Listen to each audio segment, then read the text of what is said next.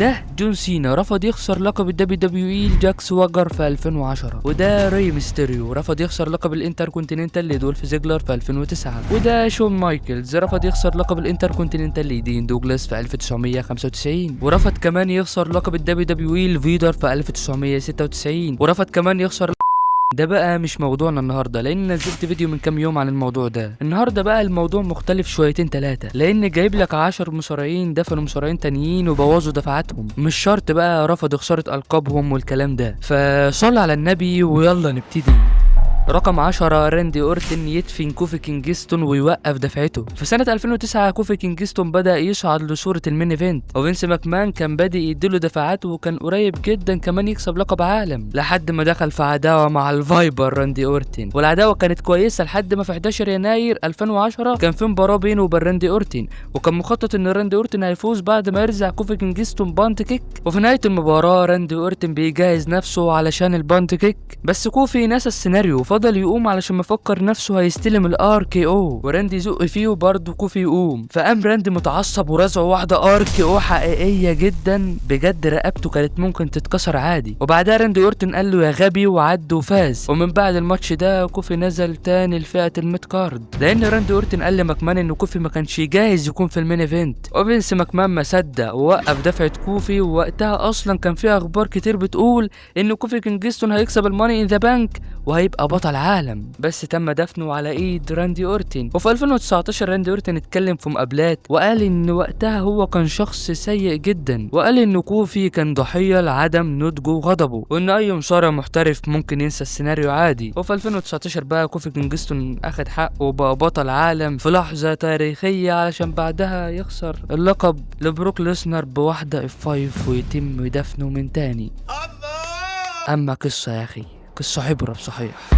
رقم 9 جون سينا بيدفن أليكس رايلي. لما رايلي انفصل عن ذا ميز في 2011 الدبليو دبليو خليته واحد من افضل الفيسز وقتها، وكان بيندفع بشكل قوي جدا لحد ما اختفى فجأة. رايلي وسينا ما كانوش بيقبلوا بعض خلف الكواليس، وفي مرة سينا كان بيعزم على رايلي انه يشرب بس رايلي رفض، وسينا مصمم والمعلم برضه بيرفض، فسينا بصله بصة كده، ودي كانت نهاية أليكس رايلي. رايلي كل ما يتسأل عن الموضوع ده بيقول انه مش عايز يكون سبب في تدمير مسيرة حد. بيقولك بقى اللي حصل في اليوم ده ان جون سينا اغتصب. لا يا باولو يا باولو يا باولو باولو منتج يا باولو. المهم بعدها جون سينا كان عايز يمشي رايلي من الشركة بأي طريقة، ولما ما لقاش حجة راح لماكمان وقال له يطرده، فماكمان تمام يا باشا فطرده. طيب الكلام ده مش من عندي، ده كلام رايباك وتايلر ريكس.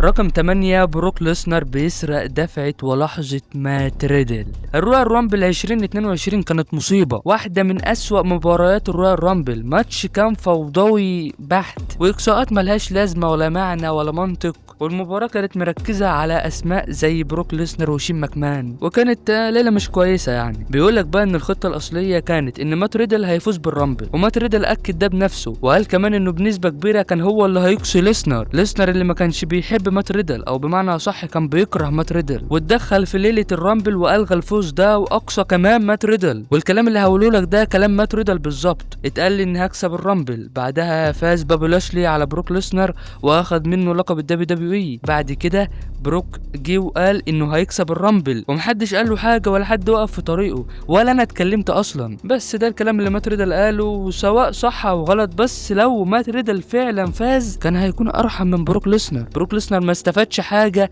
بالفوز ده، وبالعكس الجماهير كانت مستاءه، ومات ريدل مصارع جامد جدا وكان جايب مع الجماهير وقتها والدنيا تمام، واللي ما يعرفش يعني فهو مقاتل MMA محترف، مش مجرد مصارع بس ترفيهي. رقم 7 هالك هوجن يحاول يدفن الاندرتيكر، بس يدفن مين يا عم؟ ده الحنوتي. انا بقى مش هقولك ازاي هوجن كان شخصيه زباله والكلام ده، لانك اكيد عارف حاجه زي دي. في 1991 الاندرتيكر كان وجه جديد وقتها، وكان عامل شغل عالي قوي، والجماهير كانت بتتفاعل معاه، وكان عليه زخم كبير من الاخر يعني، ولعب ضد هالك هوجن في سرفايفر سيريز وفاز بلقب العالم. وبعدها هوجن يتبلى على تيكر ويقول انه عمل له اصابه بالستون، والباك ستيج ولع ولع وقتها، وتيكر كان زعلان وحس كمان بالذنب، بس لما راجع وبص وشاف الحركه تاني لقى ان هالك هوجن راسه ما لمستش الارض اصلا، والحركه كانت امنه جدا. فراح لهوجن وقال له ليه عملت كده ومش عارف ايه. المهم يعني خطه هوجن انه يدمر الاندرتيكر غيران منه بقى وبتاع فشلت. رقم 6 جون سينا بيدفن ويد باريت والنكسس. في 2010 كل حاجة كانت عن النكسس، شوية عيال محدش يعرف عنهم حاجة داخلين يدمروا في الكل، والقائد كان ويد باريت اللي كان عنده كل حاجة تخليه يبقى بطل عالم. المهم جون سينا جمع فريق علشان يحط حد للنكسس، وفي سمر اسلام 2010 كان مقرر ان النكسس هم اللي هيفوزوا، بس جون سينا يتدخل ويقنع فينس ماكمان بخسارة فريق النكسس، وللأسف يخسروا فعلا وبطريقة مهينة جدا، وطلعتهم بشكل زبالة لان جون سينا اقصى اخر 2 لوحده. وبعدها بقى ماكمان قال يصلح غلطته ويخلي ويد باريت يفوز على سينا بالغش، بس بعد ايه بقى خلاص ما عادش حد مهتم بالقصة اصلا. وايدي وجيركو قالوا بنفسهم انهم ما كانوش موافقين على ده، وقالوا لسينا يا ابني النكسس لازم يفوزوا، وسينا لا يا باشا انا هدفنهم. يا ابني طب يرضيك مفيش، ضربت في دماغه انه هيدفنهم، والسبب ده مجهول لحد دلوقتي. بس من كام سنة سينا اعترف انه كان غلطان، وان النكسس لو فازوا كانوا هيفتحوا قصص حلوة. فبجد انا اكتر واحد زعلان عليه في الحوار ده كله هو ويد باريت بجد كان موهبة كبيرة، ولو كان اتبنى صح كان هيبقى في حتة تانية.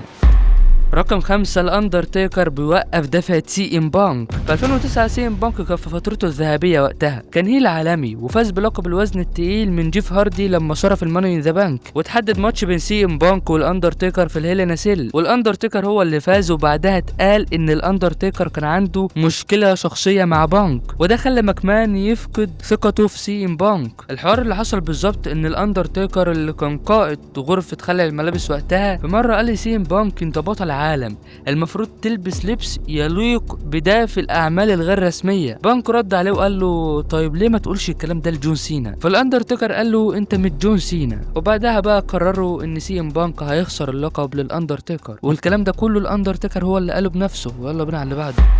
رقم 4 تريبل اتش بيدفن روب فان دام. سنة 2002 روب فان دام كان اكتر مصارع اوفر مع الجماهير كلها بتشجعه وماتشاته كلها جامدة، والكل كان شايف انه هيبقى بطل عالم في اسرع وقت. وقتها بقى بروك ليسنر كان بطل الدبليو دبليو اي في سماك داون، وعرض الرو كان من غير بطل. فإيريك بوشوف مدير عرض الرو قدم حزام جديد البيج جولد اللي كان في الدبليو سي دبليو. الناس كلها بقى قالت خلاص روب فان دام هو اللي هيكسب اللقب ده، بس إيريك بوشوف سلم اللقب لتريبل اتش من غير ولا ماتش ولا تصفيات ولا اي حاجه. واول منافس لتريبل اتش كان روب فان دام، وخسر من تريبل اتش واندفن علشان بعدها ينزل تحت خالص. كلام كتير اتقال وقتها بقى ان روب فان دام رفض يساعد تريبل اتش في البروموهات، يعني ما كانش بيفرش له الكلام، ما كانش بيبينه انه قوي والشغل ده، وتريبل اتش كان خايف ان روب فان دام ياخد مكانه، علشان كده رفض يخسر له. ويلا بينا على اللي بعده. رقم 3 تريبل اتش وقف دفعة جيف هاردي. في 2008 جيف هاردي برضه كان في قمة شهرته، والجماهير كانت بتحبه، والكل كان شايف انه هيكون الوجه الجديد للشركة. وبالفعل جيف هاردي يفوز بلقب الدبليو دبليو اي في مباراة ثلاثية بينه وبين ايدج وتريبل اتش. وخلف الكواليس المصارعين كانوا متقبلين ده الا واحد بس، تريبل اتش. الكاتب السابق للدبليو دبليو اي فيردي جونيور قال ان فريق الابداع والكل كان بيدعم فكرة ان جيف هاردي يكون بطل عالم، الا تريبل اتش اللي قال للإدارة ازاي تثقوا في جيف هاردي؟ ما ينفعش نثق في واحد زي ده، ما ينفعش واحد زي ده يكون في المنصب ده. وطبعا بيتكلم عن قضايا جيف هاردي الشخصية. وعلى الرغم من ده الا ان في النهاية جيف هاردي فاز باللقب، ولكن خسر بعدها بشهر واحد بس الايدج. وكان واضح جدا ان تريبل اتش هو السبب في ده، لان ما كانش فيه اي مبرر لخسارة جيف هاردي بالسرعة دي.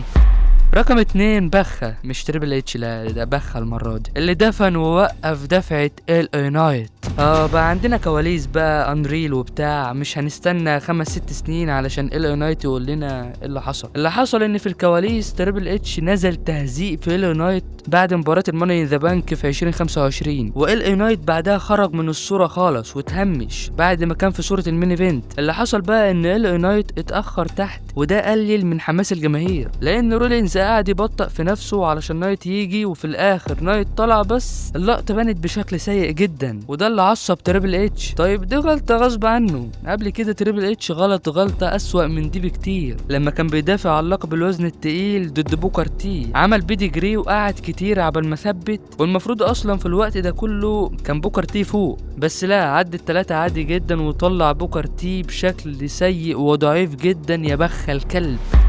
رقم 1 رومان رينز بيسرق لحظة سامي زين. ناس كتير اتكلمت عن الموضوع ده، مواقع موثوقة قالت الكلام ده، ان سامي زين كان مقرر ان هو اللي هيفوز بالرامبل، وعقد رومان الحالي كان هيكون هو الاخير علشان يتفرغ للتمثيل، بس رومان غير رأيه وقال انه عايز يكسب الرامبل ويلاعب كود روز المرة الثالثة علشان قصتهم لسه ما خلصتش والكلام ده كله، وتريبل اتش وافق انه يفوز بالرامبل ولكنه رفض انه يلعب ضد كود روز المرة الثالثة. شايف الكلام ده كله؟ الكلام ده كله مش اكيد، يعني رومان ما قالش الكلام ده، سامي ما قالش الكلام ده، دي كلها اشاعات، الله اعلم بقى هي حقيقه او لا، بس بنسبه كبيره ده اللي حصل، ولو انت متاكد من الكلام ده اكتب لي في الكومنتات. وبس ده كان فيديو النهارده، يا ريت يكون عجبكم، ما تنساش بقى اللايك والشير واشتركوا وفعل الجرس علشان يوصلك كل جديد، وبس سلام.